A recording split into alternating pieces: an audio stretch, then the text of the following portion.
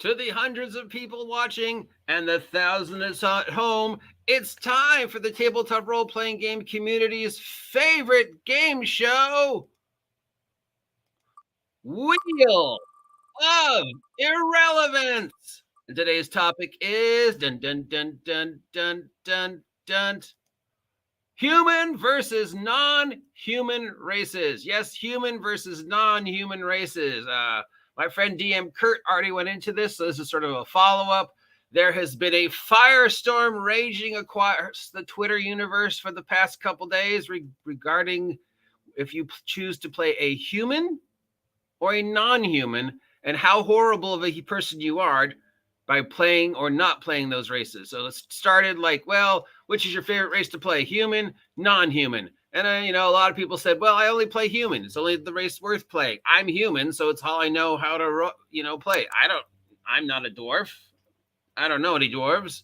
I wouldn't know how a dwarf would actually react to the stuff that I run into in your day-and-day basis of role-playing, because dwarves don't exist. Same with elves, or half-orcs, gnomes, halflings, tieflings, drow-elves, dragonborn.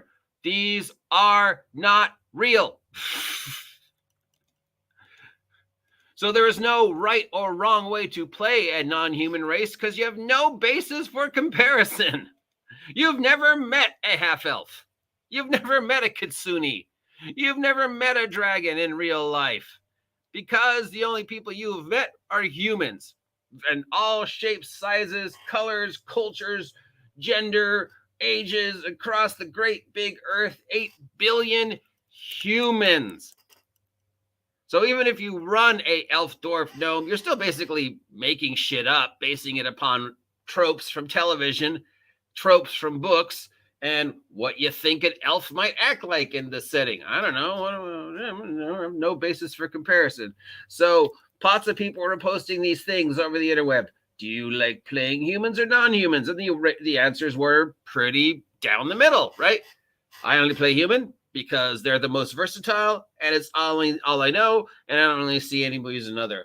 I only play non-humans because I'm a human in everyday life, and why would I want to be myself in a game? I'd rather explore and be different, so I play non-humans. And then we have the people like me who are like, sometimes I play human, sometimes I play non-human. It kind of depends upon your feel, or people who just say, I don't know, dude, I just roll random of whatever race it comes up is what I play, which is how I play now, how I've played for a couple of years. Just like, I'll roll random. Oh, 6, I'm playing a gnome. All right, that's my race. The last 5e game I was in, the character I made was completely random, from race, class, background, everything, gear, everything about that character was randomly generated. And I ended up playing a human sorcerer with the Outlander background. So I was like, yeah, barbarian sorcerer. Totally random. So basically, everybody who said they were only played humans, racist, sexist, horrible humans who eat babies, kiss zombies, and step on baby chickens. And everybody who said they only play non-humans were racist, sexist, horrible human beings who eat babies, kiss zombies, and step on baby chickens. That was what it came to by the end of this. Because I guess you define the personality of your character by what the race you play, or by choosing a race, it is reflecting who you are in the real world, whether you are, a horrible, awful human being or horrible, awful human being, which brings us to the conclusion that if you play this game, you're a horrible, awful human being, because no matter what choice these people made, it was the wrong choice as far as the other people who was. When really the choice should be, I don't care. It doesn't matter. This game I'm playing a human. Maybe I always play humans. Maybe sometimes I play humans, sometimes I play other races. Kind of depends upon the game I'm playing, right? Maybe I only play non-humans because I'm a human in my real life. And why would I want to be myself in real life? It'd be more interesting to explore how a halfling would interact with the situation that I'm running into. Of course, you have no way of knowing how a halfling would react to the situation you're into, because you have no basis of comparison, because you've never met a halfling, because halflings don't exist. but there's the people, and they're like, no, those aren't halflings. There's a people who have that are on the short side. I'm not going to say anything else because I'll be accused of being racist or something. But let's face it, there are people who are short. There are people who are tall. There are people who are thick. There are people who are thin. There are people who are attractive. There are people who are non-attractive. But how do they view the world? Well, pretty much the same as everybody else based upon their experiences. But you can't, say, I know what that looks like because I've met one. I've met an elf, so I know how to play an elf. No, you haven't. You haven't met an elf.